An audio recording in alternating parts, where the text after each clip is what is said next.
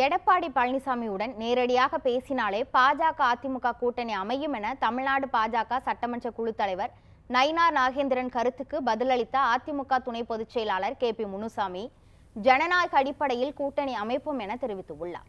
இதுகுறித்து இருவரும் பேசிய கருத்துக்களை தற்போது பார்க்கலாம். கூட்டணி குறித்து மதிப்புக்குரிய அண்ணன் EPS அவர்கள்ட்ட நாங்கள் நேரடியாக பேசினாலே கூட்டணி வரும். ரைடு நடக்கிறதுக்கு இதுக்கும் சம்மந்தம் இல்லை. ரைடு அவர் வீட்டில் மட்டும் நடக்கலையா, எல்லார் வீட்லையும் திமுக சைட்லேயும் ரைடு நடக்கு. யார் யார் வீட்டில் பணங்கள் இருக்குன்னு அந்த இன்கம் டேக்ஸ் வருமான வரித்துறை நினைக்கிறதோ நாளைக்கு உங்கள் வீட்டில் கூட ரைடு நடக்கலாம். அவர் சொன்ன கருத்தில் ஒன்று ஒரு நல்ல அரசியல்வாதி சொன்ன கருத்தாக இருக்கிறது, மற்றொன்று மிரட்டுகின்ற பாணியில் இருக்கிறது. அவர் ஏற்கனவே அதிமுகவில் மரணமடைந்தவர்,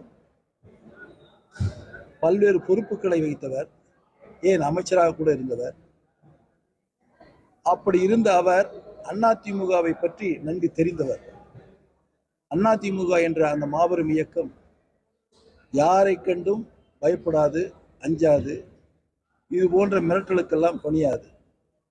கொள்கை ரீதியாக நாங்கள் கூட்டணி கட்சி தலைவர்களோடு பேசுவோம். ஒரு ஜனநாயக அடிப்படையில் எங்களுடைய கூட்டணி அமையும் என்பதை மட்டும் தெரிவித்துக் கொள்கிறேன்.